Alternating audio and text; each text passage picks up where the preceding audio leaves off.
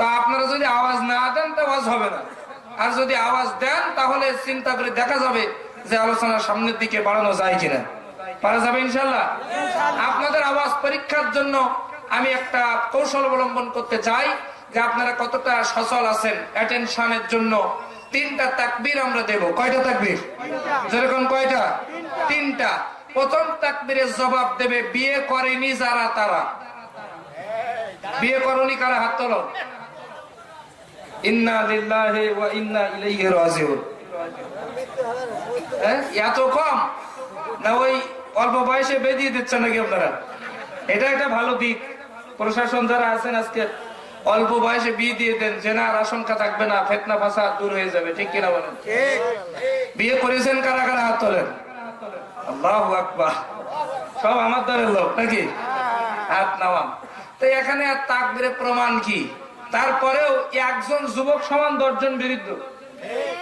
যৌবন বয়সে একটা সেজদা, বুড়ো বয়সে কয়টা? 70টা। যুবকেরা যাই আছেন ভাই, পারা যাবে তো? পারা যাবে? যারা রাস্তাঘাটে দাঁড়িয়ে আছেন একটু তাড়াতাড়ি চলে আসেন যুবকরা। আপনারা যদি আজকে হেরিয়ে যান মান সম্মান আর কিন্তু থাকলো না। এই জন্য যুবকেরা যারা আছেন, শহীদি কাফেলার রক্ত আপনাদের শরীরে প্রবাহিত। সুতরাং এমন জোরে তাকবীর দিবেন মুরব্বীরা যেন হার মানতে বাধ্য হয়। পারা যাবে ইনশাআল্লাহ? লিল্লাহি তাকবীর। তো গড়ে হয়ে গেছে। যারা বিয়ে করেননি তারা দেন লিল্লাহি তাকবীর। এরপরে এবার যারা বিয়ে করেছেন লিল্লাহি তাকবীর। কারা জিতছে সভাপতি সাহেব? বিয়ে পার্টি না বিয়ে পার্টি জিতে গেছে? আচ্ছা আচ্ছা, মানে সংখ্যার অনুপাতে না বিয়ে পার্টিরাই জিতে গেছে নাকি? যাই হোক, আমরা সকলে মিলে এবার একটা তাকবীর দেব যেটা বালিয়াডাঙ্গার এই জমিনের প্যান্ডেল কাঁপিয়ে আকাশ বাতাস মুখরিত করে আর শাহিমে যেন তাকবীরের স্লোগানের আওয়াজ পৌঁছে যায়। কারণ মুসলমানদের একটি মাত্র অস্ত্র, আজকে মুসলমানদের কাছে অস্ত্র নাই, গোলা বারুদ নাই, পিস্তল নাই, AK-47 নাই। আজকে মুসলমানদের কাছে একটি মাত্র আওয়াজ, সেটি হচ্ছে লিল্লাহি তাকবীর। আলহামদুলিল্লাহ। আল্লাহ আমাদের সকলকে কোরআন শোনার জন্য কবুল করুন। জোরে কান আমিন। আমার সাব্বির ভাই আপনাদের মসজিদের পেশ ইমাম নাকি? সাব্বির ভাই একটা কথা বলতেছিলেন যে ওয়াজ হচ্ছে ঠিক, কাজ হচ্ছে না। ঠিক না? এটা কি আপনারা একমত যে ওয়াজ হচ্ছে ঠিক, কাজ হচ্ছে না? আমার একটা মাহফিল 13 তারিখের একটা মাহফিল, এক মাহফিলের দিন 5টা দাওয়াত আসছে, অথচ একটা কনফার্ম হয়ে গেছে, বাকি 4টা 4 জনকে দিয়ে দিছি। তো প্রত্যেক রাত সিরাত মাহফিল, মিলাদ মাহফিল, সিম্পোজিয়াম, সেমিনার, চা চক্র, বনভোজন, এরপরে আপনার মসজিদে জুম্মার আলোচনা, এত আলোচনা হচ্ছে ঠিক, ওয়াজে কাজ হচ্ছে না। কথা বলেন ঠিক না বেটি? কাজ যে কেন হচ্ছে না ছোট্ট একটা উদাহরণ দিয়ে তাফসিরে যাব, কষ্ট যদি না হয়। বলেন? আচ্ছা শোনেন আমার কাছে। সেটা হচ্ছে এক এলাকার যুবক ছেলেপেলে চিন্তা করেছে ছাগল চুরি করে খাবে। কি চুরি করবে? জোরে বলেন, জোরে বলেন। ছাগল চুরি করে খাবে। এখন এই ছাগলটা আবার চেয়ারম্যানের ছাগল। কার ছাগল? চেয়ারম্যানের ছাগল। এখন চেয়ারম্যানটা বাড়িতে বাইর হয় না, চেয়ারম্যান সবসময় প্রায় বাড়িতে থাকে। এখন ভোটের আগে খুব নড়ত চেয়ারম্যান, এখন আর বাড়িতে নড়ে না। এবার যুবকরা চিন্তা করতে ছাগল যে করি হোক খাওয়া লাগবে, চেয়ারম্যানের ছাগল যেভাবে হোক খাওয়া লাগবে। এখন যৌবন বয়সে কিন্তু ভাই বাটায় বুদ্ধি একটু কুবুদ্ধি বেশি থাকে। কথা বলেন ঠিক না বেটি? এখন ওই কার গাছের নারকেল কি করে বাড়ি খাবে, কার গাছের লিচু কি করে বাড়ি খাবে, এইরকম চিন্তা ভাবনা কিন্তু যৌবন বয়সে মাথার ভিতরে পাক দেয় বেশি। কথা বলেন ঠিক না বেটি? এখন ওরা চিন্তা করতেছে যে করে ছাগল তো খেতে হবে। এখন একটা কাজ করা যায়, একটা ওয়াজ মাহফিল দে। কি দে? যারা বলেন কি দে? ওয়াজ মাহফিল দে, দিয়ে সভাপতি বানাবি চেয়ারম্যানের। চেয়ারম্যান সাহেবের একেবারে এসব নামাজ পড়ে বসে থাকবে, সভাপতির চেয়ার আসন গ্রহণ করবে। এমন একটা বক্তা নেসবি যেন 3 ঘন্টা ওয়াজ করে। এইবার সব আয়োজন কমপ্লিট। ওদের টার্গেট হলো চেয়ারম্যান সাহেবের বসাই দেবে, বাড়িতে তাড়াই নেই, বসাই দে, বক্তা 3 ঘন্টা ওয়াজ করতে দিয়ে এই ভাগে ছাগল চুরি করে সবাইকে রান্না করে খাবে।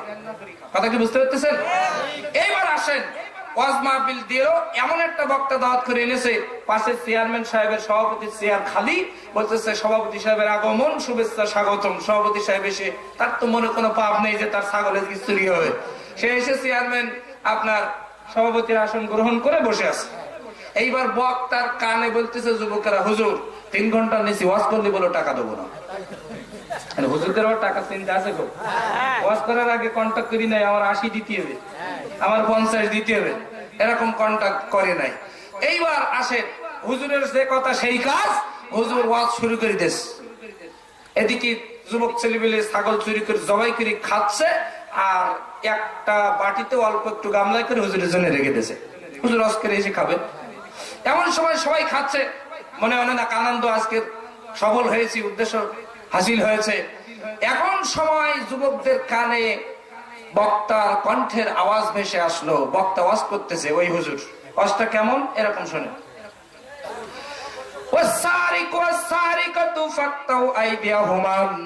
কোন চোর যদি চুরি করে, সে যদি নারী হোক অথবা পুরুষ হোক, তার হাত কেটে দাও। আল্লাহর নবী হাদিস শরীফের মধ্যে বলেন, যে ব্যক্তি চুরি করে সেও জাহান্নামী, যে চুরি করা জিনিস খাবে সেও জাহান্নামী। এই কথা যখন হুজুর বলেছ, এটা কিন্তু আমার না, ওই হুজুরের আছে। এই কথা বলার সাথে সাথে ওই কান, যুবকের কানে আওয়াজ গেছে, ওর গাল বন্ধ হয়ে গেছে, চোখ মোটা মোটা হয়ে গেছে। হুজুর কি বলে? বলছে, আমি যা শুনেছি তুই কি তাই শুনেছিস? বলছি, হ্যাঁ আমিও তাই শুনেছি। এইবার বলতেছে, আমরা তো জাহান্নামে গেছি, চুরি করেছি, আবার চুরি করা মাল খাইছি, ডবল জাহান্নামী। আলেম মানুষ, হুজুর মানুষ, ও লোক আর জাহান্নামে যাবে কেন? ও লোকের জন্য যেটুকুন রেখেছিলাম ওটুকুন রেখেই তুই, সেটুকুন খেয়ে রেখেছে। এবার হুজুর ওয়াজ করে 3 ঘন্টা ওয়াজ করে এসে বলছে, যুবক ছেলেমেলে ভাত তার দেবে নাই দৌড়ু। এবার ভাত দেশে গরম ভাত, মানে আপনার শুধু ভাত, লবণ আর পানি, আর কিচ্ছু নেই।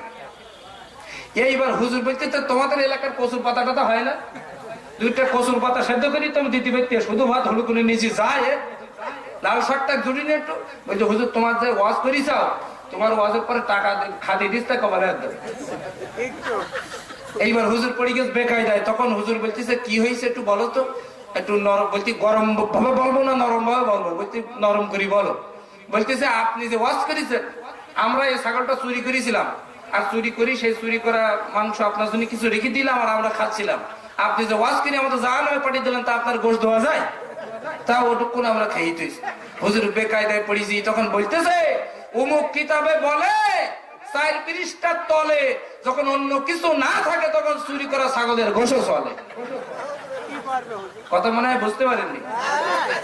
আজকের আমাদের সমাজে এক শ্রেণীর আলেমদেরকে হারাম হারাম খেয়ে খেয়ে তাদের গলা চেপে গেছে, কণ্ঠ দিয়ে হক কথা বাহির হয় না। আর শ্রোতাদের হারাম কাজ করে করে তাদের কান তলা লেগে গেছে, কান দিয়ে হক কথা ঢোকে না। এখন ওয়াজ হচ্ছে ঠিক, কাজ হচ্ছে না, ছাগল চুরির মতো হয়েছে। কথা বলেন ঠিক না বেটি? কথা কি বুঝতে পেরেছেন? এজন্য আজকে যতটুকু শুনবো আমল করার নিয়েতে শুনবো। রাজি আছেন? ইনশাল্লাহ রাজি আছেন? আলহামদুলিল্লাহ। আল্লাহ আমাদের সকলকে তৌফিক দিক, জোরে করে আল্লাহুম্মা আমিন। ভাই আওয়াজ কি সেবি রাখছেন? কষ্ট হয়ে যাচ্ছে যে একটু বাড়াই দেন তো, ভলিউম একটু বাড়াই দেন। আলহামদুলিল্লাহ। আল্লাহ আমাদের সকলকে কবুল করুন, জোরে করে আল্লাহুম্মা আমিন। আমি আপনাদের সম্মুখে সূরা হামিমা সেজদার 30 নম্বর আয়াতে কারিমা তেলাওয়াত করেছি। জোরে বলেন কত আয়াত?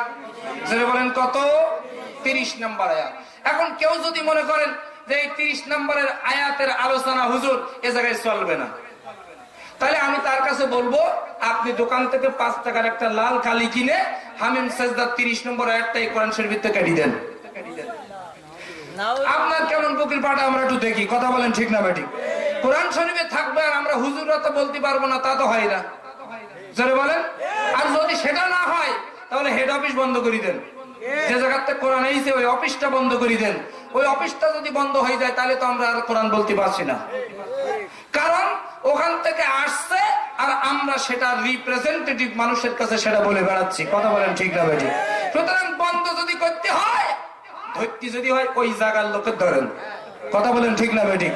আমাদের একটা কথা স্পষ্ট আইনার মতো আজকের বালিয়াডাঙ্গার জমিনে বলতে চাই, এই কোরআনুল কারীমের হক কথা বলার জন্য প্রয়োজনে রক্ত দেব, প্রয়োজনে জীবন দেব, প্রয়োজনে ফাঁসির কাষ্ঠ ঝুলবো। কোরআনুল কারীমের একটি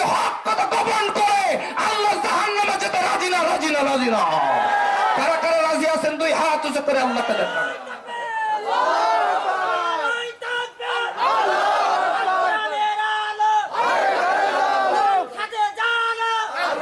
আলহামদুলিল্লাহ, হাত নামান, হাত নামান। আল্লাহ আমাদের সকলকে কোরআন শোনার জন্য কবুল করুন, জোরে কোন আমিন। কোন সূরা? হামিম আস-সাজদা। কত নম্বর আয়াত? 30 নম্বর আয়াত। আসুন আল্লাহ কি বলছেন আমরা সেদিকে যাই। আল্লাহ রাব্বুল আলামিন বলেন, ইন্নাল্লাযীনা ক্বালু রাব্বুনাল্লাহ। আল্লাহ রাব্বুল আলামিন বলেন, ইন্নাল্লাযীনা, নিশ্চয়ই যারা ক্বালু রাব্বুনাল্লাহ বলবে, নিশ্চয়ই যারা বলবে আল্লাহ আমাদের রব। বলেন তো আমাদের রব কে? আরেকটু জোরে বলেন কে? আসমান জমিনের রব কে? সাগর কথা শোনে কার? আসমানের উড়ন্ত পাখিগুলো কথা শোনে কার? সব কিছুর নিয়ন্তা, সব কিছুর রব একমাত্র কে? সে আল্লাহ রাব্বুল আলামিন বলেন, বান্দারে, ইন্নাল্লাযীনা ক্বালু রাব্বুনাল্লাহ, নিশ্চয়ই যারা বলবে আল্লাহ আমার রব, সুম্মাস্তাকামু, অতঃপর এই কথাটি বলার কারণে তারপরে নির্যাতন আসতে পারে, তারপরে জুলুম আসতে পারে, তারপরে হামলা মামলা হতে পারে, এত কিছু জানার পরেও সুম্মাস্তাকামু, ওই কথাটির উপরে অটল থাকবে, ওই কথাটির উপরে প্রতিষ্ঠিত থাকবে, ওই কথাটির উপরে দৃঢ় থাকবে, স্ট্যান্ড থাকবে ওই কথাটির উপরে, তাতানাজ্জালু আলাইহিমুল মালাইকা, আমি আল্লাহ তাআলা ওদের জন্য দলে দলে কাতারে কাতারে ফেরেশতা নাযিল করব। সত্য কয়টা? যেরকম কয়টা? দুইটা। ইন্নাল্লাযীনা ক্বালু রাব্বুনাল্লাহ, নিশ্চয়ই যারা বলবে আল্লাহ আমাদের, আল্লাহ আমাদের, সুম্মাস্তাকামু, অতঃপর এই কথাটির উপরে প্রতিষ্ঠিত থাকবে। তাতানাজ্জালু আলাইহিমুল মালাইকা, তাদের জন্য আমি আল্লাহ আসমান থেকে ফেরেশতা নাযিল করব। এই ফেরেশতা নাযিল হবে দুই জায়গায়। জোরে বলেন কয় জায়গায়? আরেকটু জোরে, কয় জায়গায়? দুই জায়গায়। এক নাম্বার হলো রব শব্দটির উপরে প্রতিষ্ঠিত থাকা ব্যক্তি যখন দুনিয়ার জমিনে নির্যাতনের শিকার হবে, ঠিক ওই মুহূর্তে আল্লাহ সুবহানাহু ওয়া তাআলা আসমান থেকে ফেরেশতা নাযিল করে ওই ব্যক্তিটাকে সাহায্য করবে। দুই নাম্বার হলো এই ব্যক্তিটা যখন পৃথিবীর জমিন ছেড়ে মৃত্যুর মুখোমুখি হবে, পৃথিবীর জমিন ছেড়ে চলে যাওয়ার উপক্রম হবে, ঠিক তখনই আসমান থেকে ফেরেশতা নাযিল হবে।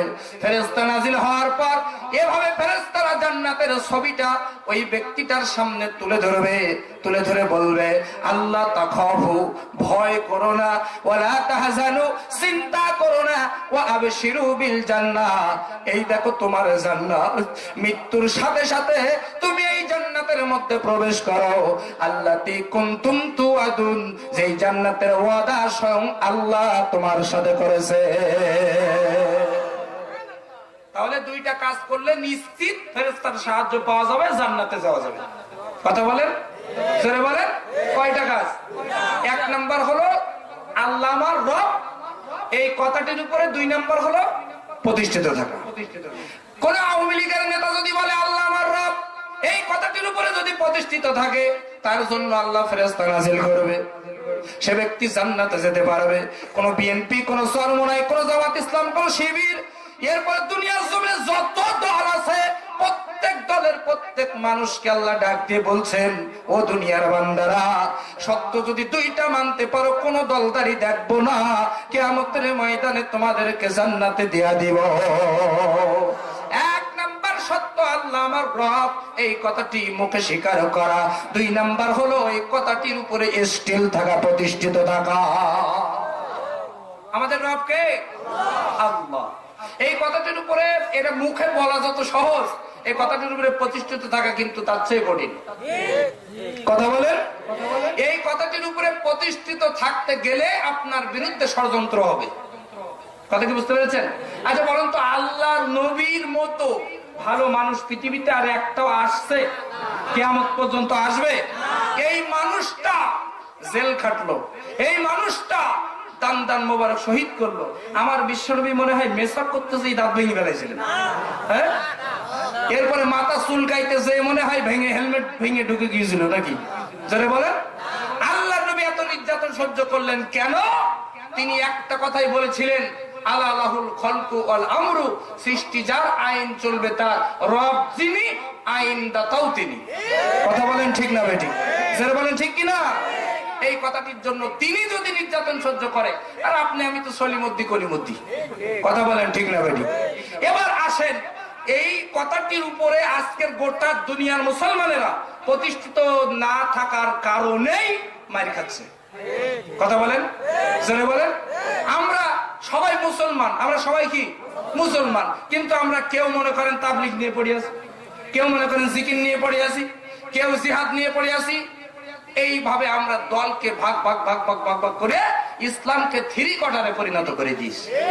আজকে আমরা জায়গায় নেই, কেন্দ্রে নেই। আমাদের কেন্দ্র হলো রব্বুন আল্লাহ, আমাদের রব কে? যারা বলেন কে? আজকে তাকান চীনের দিকে, চীনে আমার মুসলমান ভাইরা মার খাচ্ছে, মায়ানমারে মুসলমানেরা মার খেলো, ফিলিস্তিনে মুসলমানেরা মার খায়, গোটা দুনিয়ায় মুসলমানেরা মার খাচ্ছে। মায়ের খাবেই তো মুসলমানেরা কেন্দ্রে বিন্দুতে অবস্থান করছে না। মুসলমানেরা একটা প্ল্যাটফর্মে নাই। বাংলাদেশে মুসলমানদের ভিতরে ৭৫টার অধিক দল। কথা কি বুঝাইতে পারলাম? আজকে যদি সমস্ত দলমত নির্বিশেষে মুসলমানের একটি কথার উপরে প্রতিষ্ঠিত থাকতো যে আমাদের রব আল্লাহ, জীবন যাবে কথাটির উপরে প্রতিষ্ঠিত থাকো, বিশ্বাস করেন দুনিয়ার কোন ইহুদি খ্রিস্টান মুসলমানদের দিকে আঙ্গুল উঁচু করে কথা বলার সাহস পেত না। কথা বলে, কিন্তু আমরাই আজকে যে যেদিকে চলে গেছি ভাই। আজকে আমরা হুজুররা একটা কথা বলি, নেতৃবৃন্দ যারা আছেন খেয়াল করে শোনেন, একটা কথা বলে যাই, ইসলাম ধ্বংসের মূলে এক শ্রেণীর হুজুররা কাজ করতেছে। ইসলাম ধ্বংসের মূলে বাংলাদেশে এক শ্রেণীর হুজুররাই কাজ করতেছে। এখন আমরা আরেক শ্রেণীর হুজুরেরা এসে আমরা বলছি গোটা কোরআনটাই ইসলাম, এটা জাতি মানতে যাচ্ছে না। কথা বলেন। যেমন আমি ছোট্ট একটা উদাহরণ দিলে আরো ভালো বুঝবেন। কষ্ট হচ্ছে আপনাদের? কষ্ট হচ্ছে? তাকান আমার দিকে। এক লোক বাজারে গেছে মাছ কিনবে, গরিব মানুষ, গরিব মানুষ বাজারে গেছে মাছ কিনবে। এখন যে দেখে বড় বড় বোয়াল মাছ, বোয়াল মাছ দেখছেন না? বড় বড় বোয়াল মাছ, বড় বড় বোয়াল মাছ, দাম বেশি না কম? বেশি, অনেক বেশি। গরিব মানুষ এখন ইনি ওই বোয়াল মাছ কেনার সামর্থ্য নেই। এখন উনি কি করেছে, সন্তানেরা বাড়িতে মাছ খেতে চেয়েছে। এখন ওই বড় বড় মাছ কিন্তু দেখবেন পিস পিস করে বিক্রি করে, করে কিনা? এখন ওনার একটা পিস কেনার সামর্থ্য আছে, উনি কি করছে, বোয়াল মাছের একটা পিস কিনে নিয়ে বাড়িতে গেছে। বাড়িতে যে সন্তানদেরকে ডাক দিয়ে বলতেছে, বাবারা বাড়িতে এসো, তোমাদের আব্বা তোমাদের জন্য মাছ নিয়ে আসছে। কি নিয়ে আসছে? মাছ। এইবার সন্তানেরা এসে বলতেছে, আব্বা এটা কি? বলছে মাছ। সন্তানেরা মাছ বলতে ওই শিখেছে কোনটা? পিস। ওটা কিন্তু পুরো বোয়াল মাছ উনি কিনে নিয়ে যায় নাই, উনি শিখছে কোনটা? পিস। এইবার কয়েকদিন এভাবে চলার পরে আব্বার একদিন সমাপ্ত হয়েছে, পুরো বোয়াল মাছটা কিনে বাড়িতে নিয়ে গেছে। এবার নিয়ে বলতেছে, আব্বা এটা কি? বলতেছে এটা মাছ। বলো না, আমরা তো এটা মানবো না, তাহলে আমরা মাছ তো পিস, এটা আপনি কি নিয়ে আসছেন বড় করে, এটা তারবাকৃতির কি একটা নিয়ে আসছেন, এটা তো মাছ না, মাছ তো পিস। এখন বাবা যতই বোঝাতে চায় যে পুরো বোয়াল মাছটাই মাছ, সন্তান বুঝতে চাই না। সন্তান বুঝতেছে মাছ মানে পিস।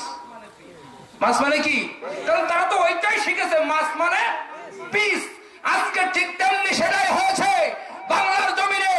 এক শ্রেণীর হুজুরেরা বুঝাইছে ইসলাম মানে জিকিরের পিস, ইসলাম মানে জিহাদের পিস, ইসলাম মানে তাবলীগের পিস, ইসলাম মানে পীর মুরিদের পিস। আজকে আমরা এক শ্রেণীর হুজুরেরা এসে যখন ইসলাম মানে বোঝাতে চাই গোটা কোরআন, জাতি বলে আমরা ওটা মানবো না, কারণ ইসলাম মানে পিস। কথা কি বুঝাইতে পারলাম? ইসলামটাকে কেটে কেটে টুকরা টুকরা করে আমরা হুজুররাই থ্রি কোয়ার্টারে পরিণত করেছি। কথা বলেন ঠিক কিনা? আল্লাহর হাবিব বলেন, দুনিয়ার জমিনে ইসলাম ধ্বংসের মূল হলো দুই শ্রেণীর শক্তি। যারা বলেন কয় শ্রেণী? দুই শ্রেণী। এক নাম্বার হলো জালেম বাদশা, জালেম শাসক, আর দুই নাম্বার হলো দুনিয়াদার আলেম। দুনিয়াদার আলেমদের জন্য ইসলাম ধ্বংস হয়ে যাচ্ছে আজকে। তো আমরা আজকে সকলে যদি দলমত নির্বিশেষে সবকিছু ভুলে গিয়া একটি জায়গায় এসে অবস্থান করতে পারতাম যে আমাদের সকলের রব আল্লাহ, এ জমিনে আল্লাহর আইন চলবে আল্লাহর, আমরা রবের কথাটির উপরে প্রতিষ্ঠিত থাকলাম।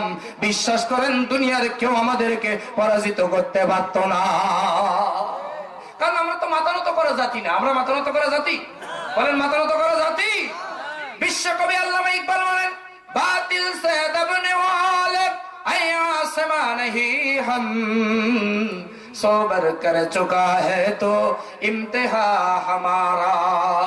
ওই আকাশ সাক্ষী, এই পৃথিবী সাক্ষী, চন্দ্র সাক্ষী, সূর্য সাক্ষী, মুসলমানেরা গোটা পৃথিবী 1 কোটি বার টেস্ট করলো একটাই রেজাল্ট এসেছে, মুসলমান খাঁটি ইমানদার যারা, রব শব্দটির উপরে প্রতিষ্ঠিত থাকে যারা, এরা কারোর কাছে মাথা নত করে না। কথা বলেন? তাহলে আমাদের দোষটা কোন জায়গায় দেখছেন? ভুলটা কোন জায়গায়?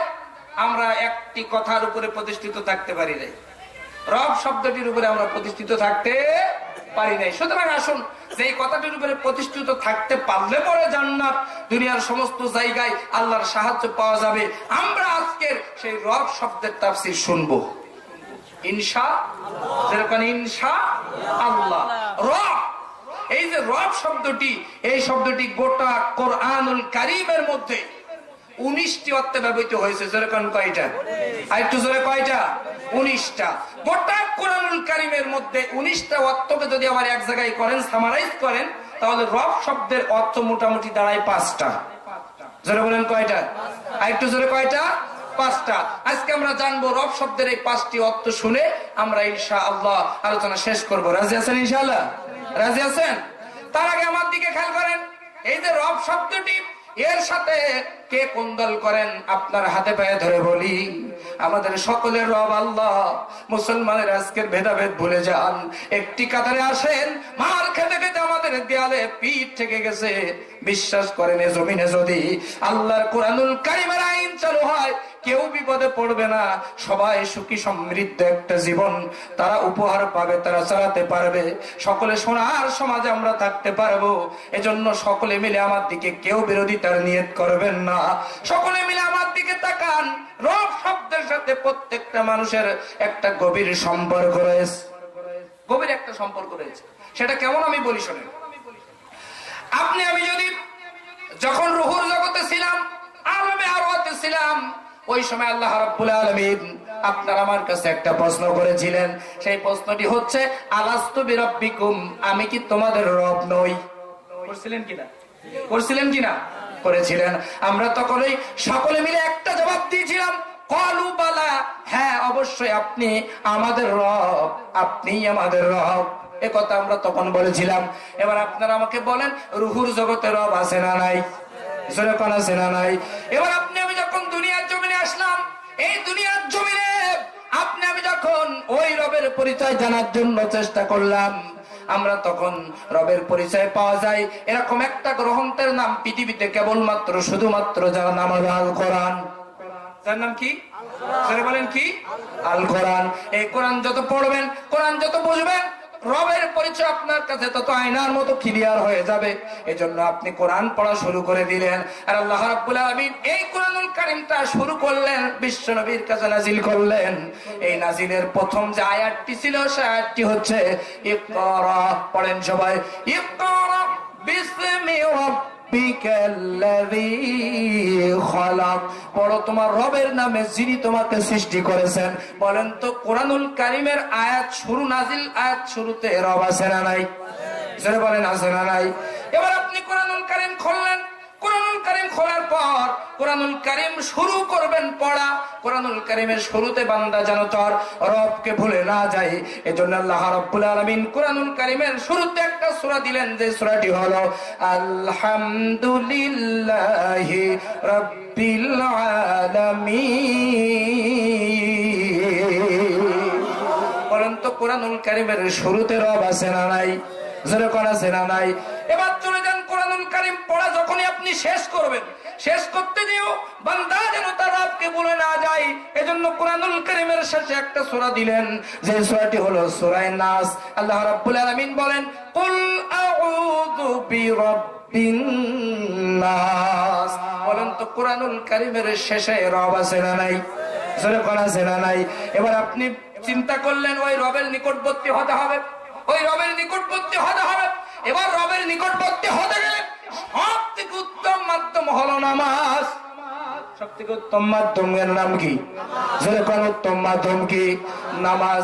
নামাজ যত পড়বেন আল্লাহ রাব্বুল আলামিন বলেন ওয়াসজুদু ওয়াক্তারিব, সিজদা দাও আর সিজদার মাধ্যমে আমি আল্লাহ আমার নিকটবর্তী হয়ে যাও। আপনি এবার নামাজটা শুরু করবেন, যেহেতু রবের নিকটবর্তী হতে হবে। রব, এই রব শব্দটি কতটা আপনার জীবনের সাথে জড়িত একটু খেয়াল করেন। নামাজ শুরু করলেন, আল্লাহু আকবার বলে নামাজে দাঁড়িয়ে গেলেন। নামাজে দাঁড়িয়ে নামাজের শুরুতে বান্দা যেন তার রবকে ভুলে না যায়, এজন্য নামাজের প্রত্যেক রাকাত সুন্নাত বলেন, ফরজ বলেন, নফল বলেন, প্রত্যেক রাকাতে আল্লাহ রাব্বুল আলামিন শুরুতে একটা সূরার ব্যবস্থা করলেন, যে সূরাটি হলো আলহামদুলিল্লাহি রাব্বিল আলামিন। রব আছে না নাই? যেরকম আছে না নাই?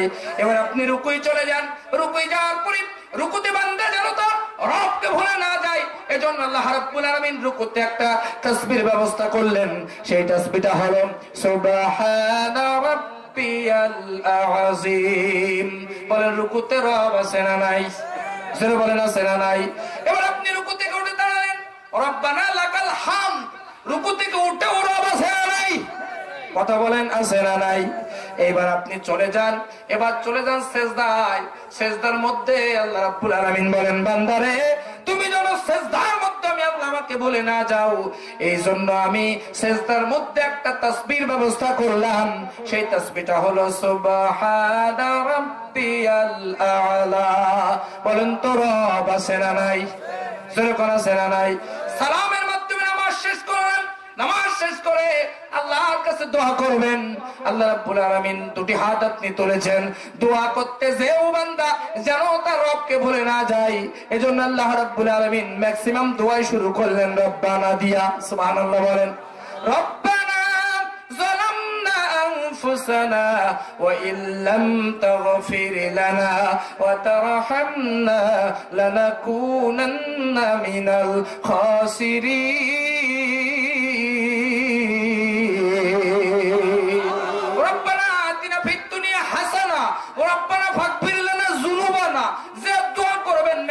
দোয়ার শুরুতে আল্লাহ রাব্বুল আলামিন রব শিখালেন। বলেন তো রব দোয়াতে আছে না নাই? যেরকম আছে না নাই? এবার আপনি পৃথিবীর মায়া ছেড়ে এমন একটি জায়গায় প্রত্যেককে চলে যেতে হবে, কবরে। কোন জায়গায় চলে যেতে হবে? কবরে চলে যেতে হবে। ওই গহীন অন্ধকারের কবরের মধ্যে এমন একটি জায়গা, পোকামাকড় যুক্ত ঘর, অন্ধকার ঘর। ওই জায়গায় আপনাকে আমাকে সকলকেই কিন্তু থাকতে হবে। কথা বলেন ঠিক কিনা? জোরে বলেন ঠিক কিনা? ওই জায়গায় যেও বান্দা যেন তার রবকে ভুলে না যায়, এজন্য আল্লাহ রাব্বুল আলামিন বান্দার শুরুতে কবরে, শুরু থেকে শেষ কবর, এই কবরের মধ্যে যে প্রশ্নগুলোর ব্যবস্থা করলেন, ওই প্রথম প্রশ্ন হলো মান রব্বুকা, তোমার রবকে। বলেন তো রব আছে না নাই? তাহলে রুহুর জগৎ থেকে কবর জগৎ পর্যন্ত প্রত্যেকটা জায়গায় রব আছে না নাই? জোরে বলেন রব আছে না নাই? এই জন্য আল্লাহ রাব্বুল আলামিন কোরআনুল কারীমের মধ্যে সুন্দর করে জানিয়ে দিয়েছেন, কুল ইন্না সালাতি, পড়েন সবাই, কুল ইন্না সালাতি ওয়া নুসুকি ওয়া মাহইয়ায়া ওয়া মামাতি লিল্লাহি রাব্বিল আলামিন।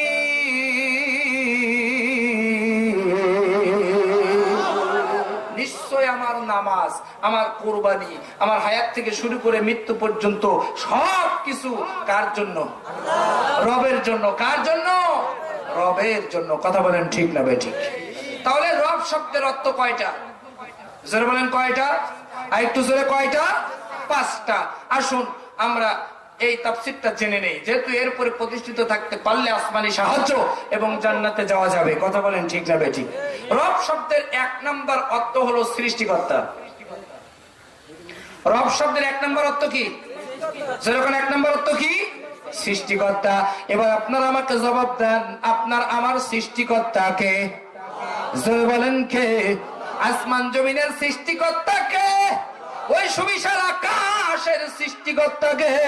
এই সুবিস্তীর্ণ জমিনের সৃষ্টিকর্তা কে? সৃষ্টিকর্তা হলেন আল্লাহ। সেই আল্লাহ রাব্বুল আলামিন কুরআনুল কারীমের মধ্যে জানাই দিয়েছেন, ইয়া আইয়ুহান নাসু উবুদু রাব্বাকুমুল্লাযী খালাকাকুম ওয়াল্লাযীনা মিন ক্বাবলিকুম লাআল্লাকুম তাত্তাকুন।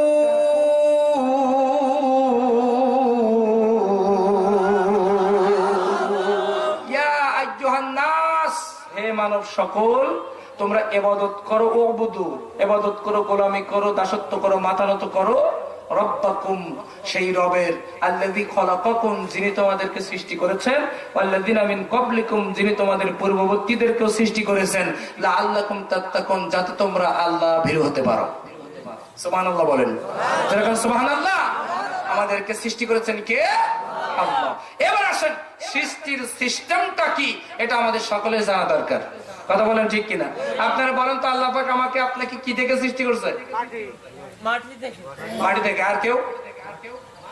মাটি দিয়ে। আপনারা একমত? মাটি দিয়ে, আলহামদুলিল্লাহ। এবার আসেন, নাপাক পানি ভাই, একজন বলেছে নাপাক পানি, মদ দুইটা তিনটা হয়ে গেছে। আমরা আসেন কুরআনুল কারীম কি বলে সেটা আমরা জেনে নেই, তাহলে ক্লিয়ার হয়ে যাবে। কথা বলেন ঠিক কিনা? আল্লাহ রাব্বুল আলামিন বলেন, বান্দারে আমি আল্লাহ রাব্বুল আলামিন তোমাকে কি থেকে সৃষ্টি করলাম যদি জানতে চাও, কুরআনুল কারীমের সূরা মুমিনুনের 12 নম্বর আয়াতে কারিমার দিকে লক্ষ্য করো। আল্লাহ রাব্বুল আলামিন বলেন, ওয়ালাকাদ খালাকনাল ইনসানা মিন সুলালাতিন মিন তিন,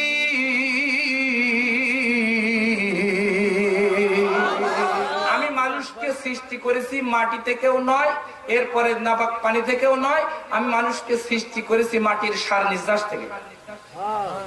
সুবহানাল্লাহ বলতে ইচ্ছা করে না?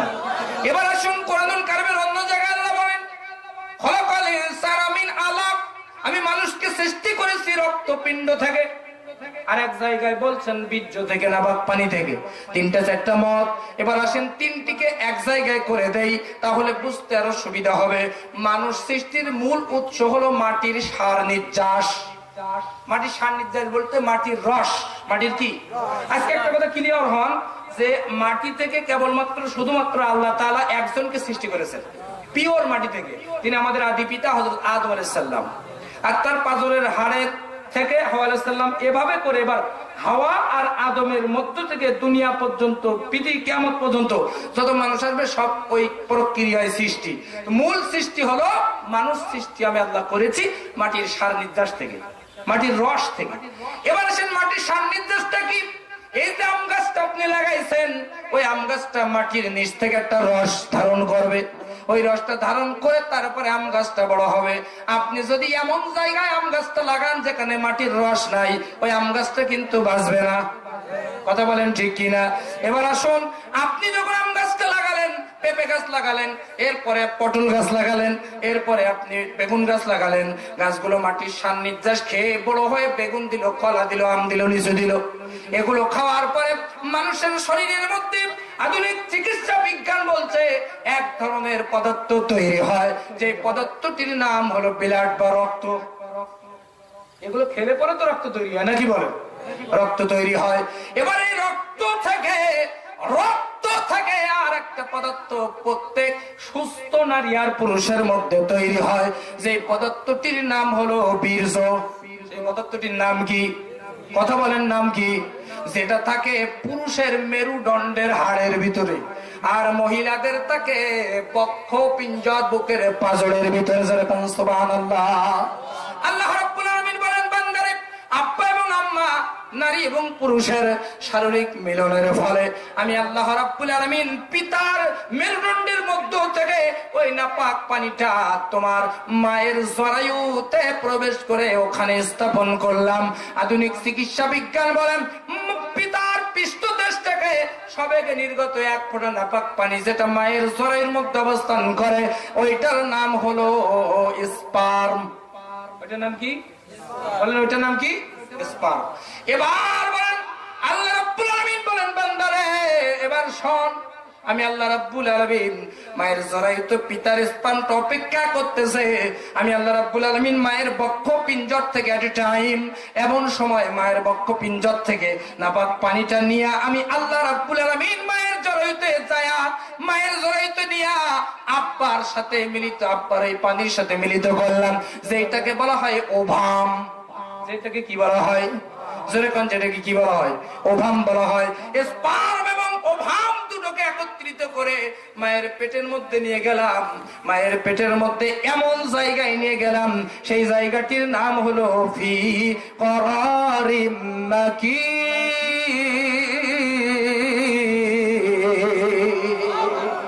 একটা সুরক্ষিত জায়গায় নিয়ে গেলাম, ICU, ইন্টেনসিভ কেয়ার ইউনিট।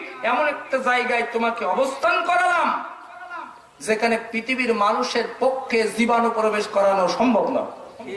সুবহানাল্লাহ বলতে ইচ্ছা করতেছে না? এবার আমি আল্লাহ তাআলা কি করলাম শোনো, দুটোকে একত্রিত করে মায়ের পেটের মধ্যে যেই প্যাকেট ইন্টেনসিভ কেয়ার ইউনিটের মধ্যে অবস্থাপন করলাম। এই অবস্থান যে পর্যায়ে করলাম, এইটার নাম হলো নুতফা। এটার নাম কি?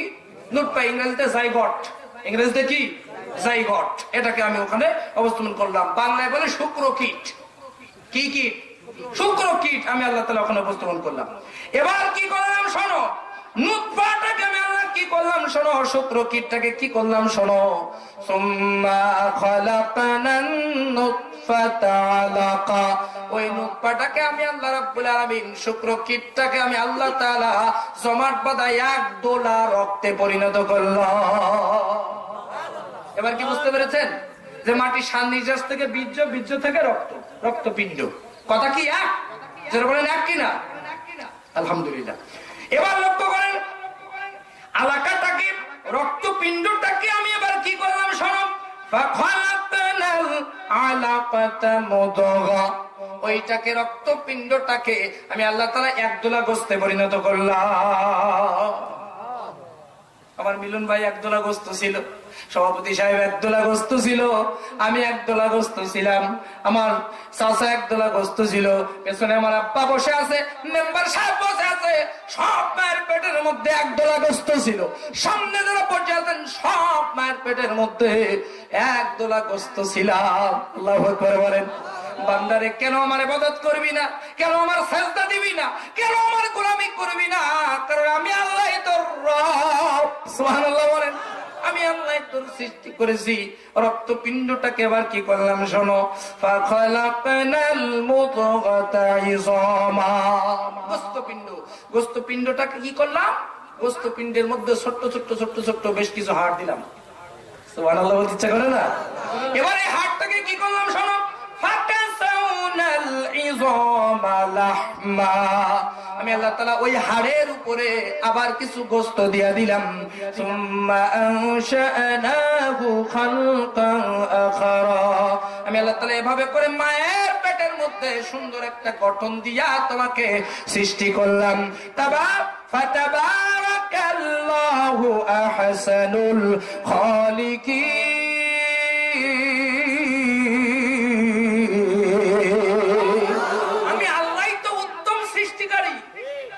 আমি আল্লাহ সৃষ্টি করেছি। দুনিয়ার মানুষ এত নেতাগিরি দেখায়, দুনিয়ার মানুষ এত বড় বড় বড় বড় মেয়াজি, একটা মশা বানায় দেখাও।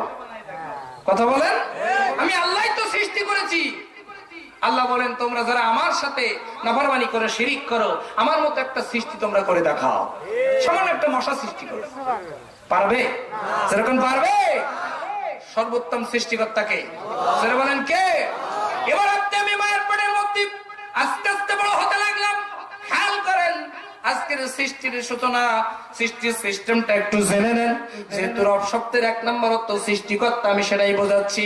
এবার লক্ষ্য করেন, আপনার আমার বয়স যখন 5 মাস, 7 মাস, 6 মাস, এরকম একটা মাঝামাঝি টাইমে আপনার আমার বয়স, আল্লাহ রাব্বুল আলামিন বলেন, বান্দারে ঠিক সেই সময় তোমার মধ্যে আমি আল্লাহ তাআলা রূহ সঞ্চার করে দিলাম।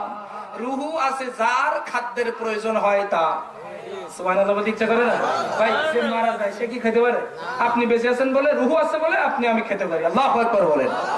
এবার লক্ষ্য করেন বান্দারে, তুমি তো আসো ইন্টেনসিভ কেয়ার ইউনিটের মধ্যে, একটা প্যাকেটের মধ্যে ডাবের মধ্যে যে পানি থাকে, পানি, আচ্ছা ডাবের পানির মধ্যে দুনিয়ার যত বড় ইনজেকশন দিয়ে আপনি পুশ করে ওখানে ভাইরাস প্রবেশ করতে পারবেন?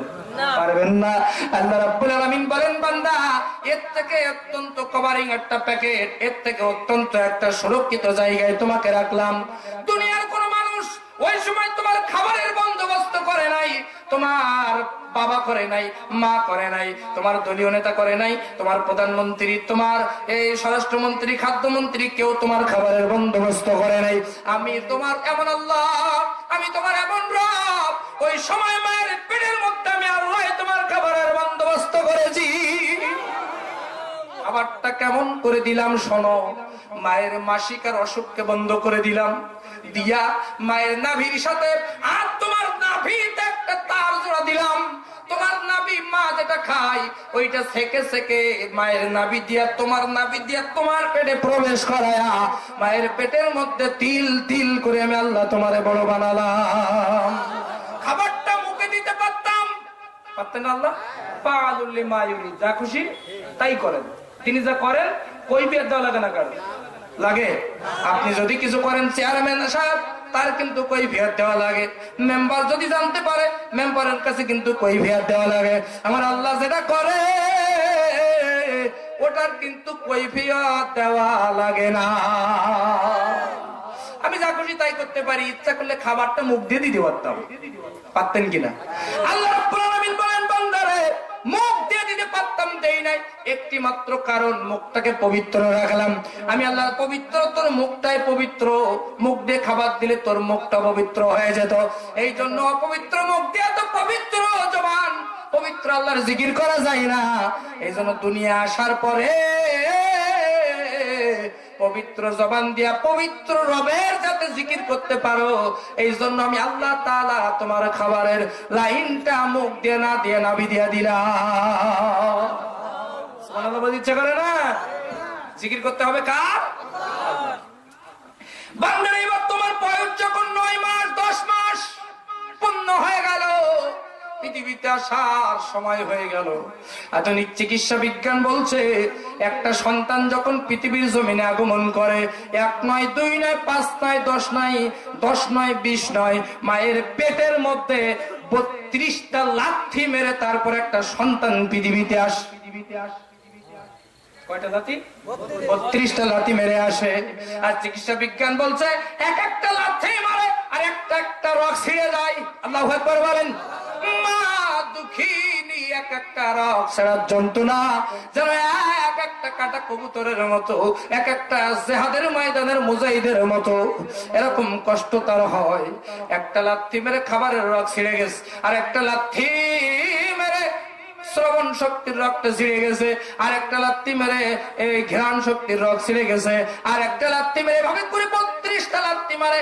সর্বশেষ 32 নম্বর লাথিটা সন্তান সাধারণ জায়গায় মারে না, সন্তান 32 নম্বর লাথিটা আধুনিক চিকিৎসা বিজ্ঞান বলছে মায়ের কলিজার মধ্যে মেরে দেয়।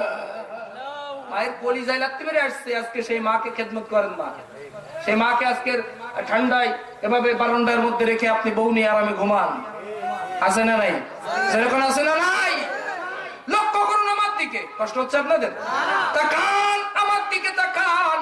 আল্লাহ রাব্বুল আলামিন বলেন, বান্দারে তোমার মায়ের বুকের মধ্যে যখন কলিজাতে লাথি মেরেছো, তোমার মা সেন্সলেস হয়ে গেছে, অজ্ঞান হয়ে গেছে।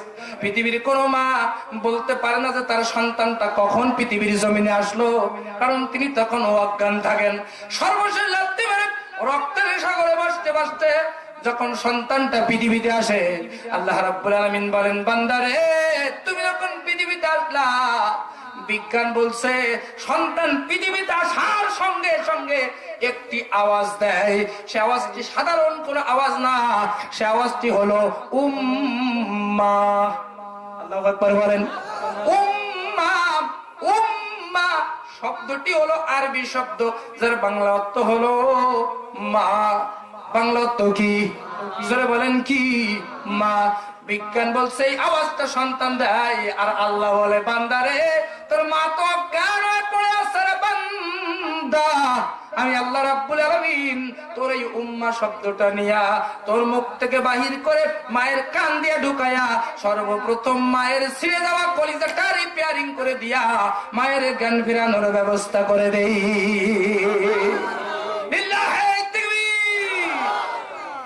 আমি আল্লাহ তো সৃষ্টি করছি, ইবাদত করলি, গোলামি করলে, মাথা নত করলে আমি আল্লাহর কাজ করবি, দুনিয়ার কারো কাছে না। কথা কি বুঝতে পারতেছেন? এবার লক্ষ্য কর বান্দা, তুমি যখন মায়ের পেট থেকে আসলা খাবারের লাইনটা ছিঁড়ে গেল, আবার তুমি যে দুনিয়াতে আসলা তোমার দাদা কলা কিনে দিলে তুমি খেতে পারবা? কারণ কি পারবা না? দাঁত নিয়ে আসি নাই। কি আসি নাই? দাঁত নিয়ে আসি নাই। তোমার আব্বা শক্ত খাবার দিলে খেতে পারবা না, খাবারের রক্ত তো ছিঁড়ে গেছে, এটা করে কান্না ছাড়াও তো তুমি বলতে পারবা না। এখন উপায়টা কি শোনো, উপায় একটাই, তুমি চোখ দুটো খোলো, চোখ দুটো খুলে যদি তুমি তাকাও তোমার মায়ের পেটের মধ্যে তুমি একটা রগ ছেড়ে আসছো, আমি আল্লাহ তাআলা মায়ের বুকের মধ্যে তোমার জন্য দুনিয়া আসার সাথে সাথে খাবারের ডবল লাইন চালু করে দিয়েছে। সুবহানাল্লাহ বলতে ইচ্ছা করে না? ডবল লাইন চালু করে দিয়েছে। আধুনিক চিকিৎসা বিজ্ঞান আজকের তারা বলতেছে যে মায়ের বুকের স্তনের ভিতরে, বোটার ভিতরে, এক একটা স্তনের এক একটা বোটার ভিতরে 32টা সূক্ষ্ম ছিদ্র আছে। সুবহানাল্লাহ, যেরকম সুবহানাল্লাহ। আপনার যদি প্রশ্ন করেন হুজুর একটা দিলে তো হয়ে যেত, 32টা সূক্ষ্ম ছিদ্র কেন আল্লাহ দিলেন? আল্লাহ রাব্বুল আলামিন বলেন, বান্দারে ওই প্রশ্নের জবাবটা আমার কাছ থেকে নিয়ে নাও। ও বান্দা, তুমি যখন দুনিয়াতে আসছো তোমার কণ্ঠটা কচি কণ্ঠ, সেনসিটিভ, তোমার হার্টটা নরমাল হার্ট, তোমার লিভারটা দুর্বল, কিডনি দুর্বল, সবকিছু দুর্বল। এমন সময় একটা ছিদ্র দিয়া দুধ বাহির করে তোমার মায়ের পেটের মধ্যে যদি আমি তোমার কণ্ঠনালীতে যদি আমি দিতাম, কণ্ঠ অ্যাটাক হয়ে তুমি পৃথিবীর জমিন থেকে বিদায় নিতে পারতে।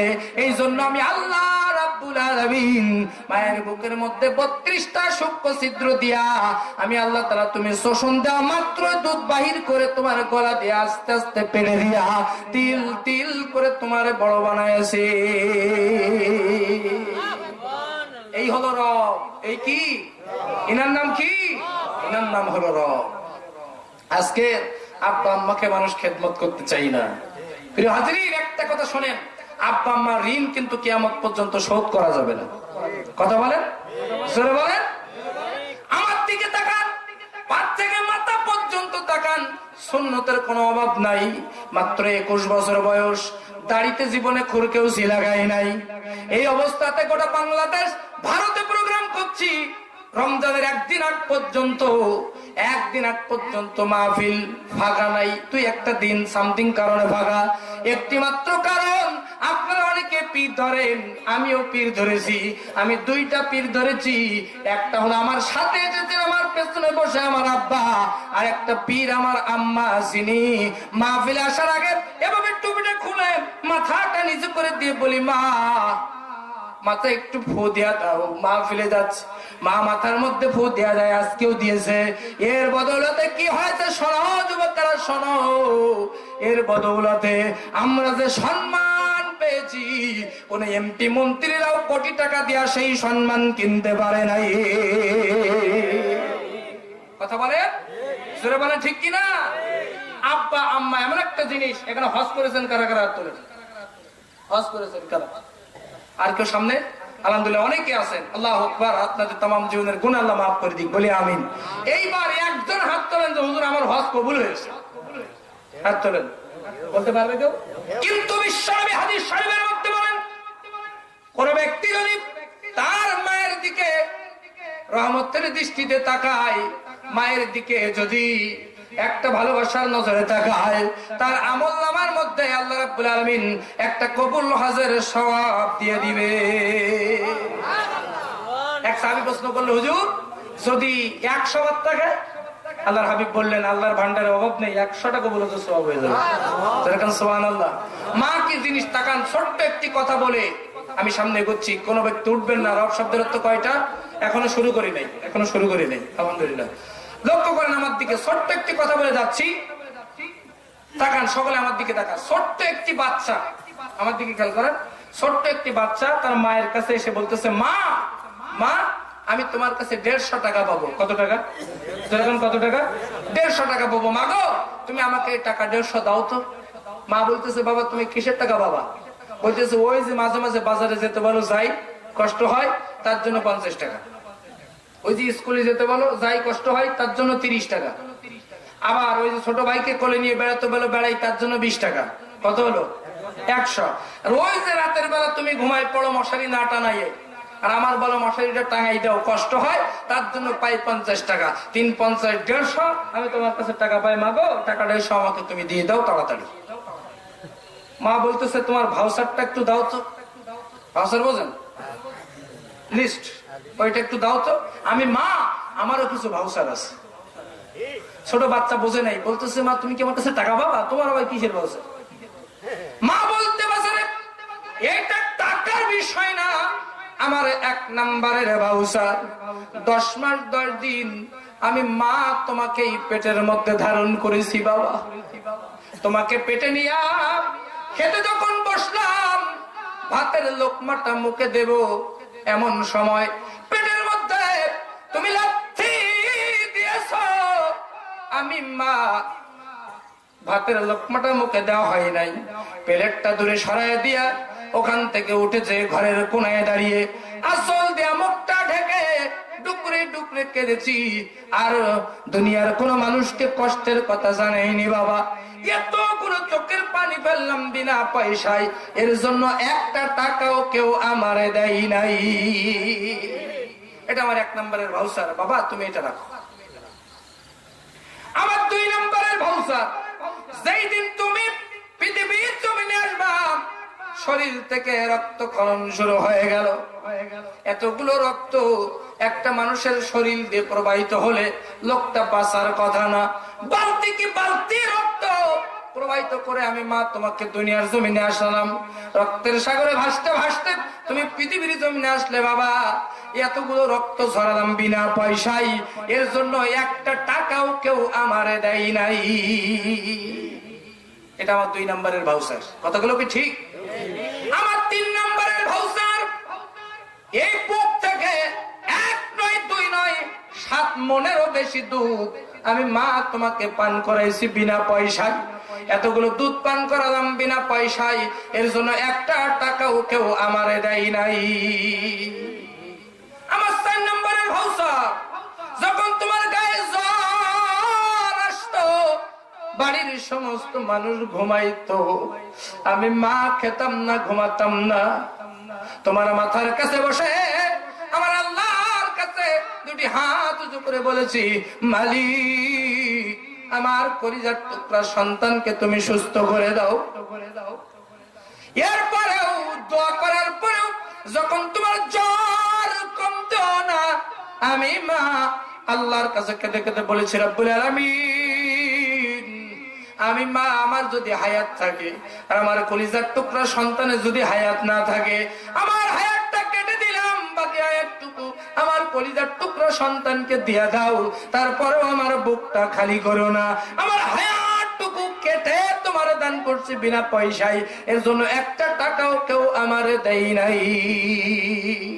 ওরে মায়ের কান্দন যাবজ্জীবন,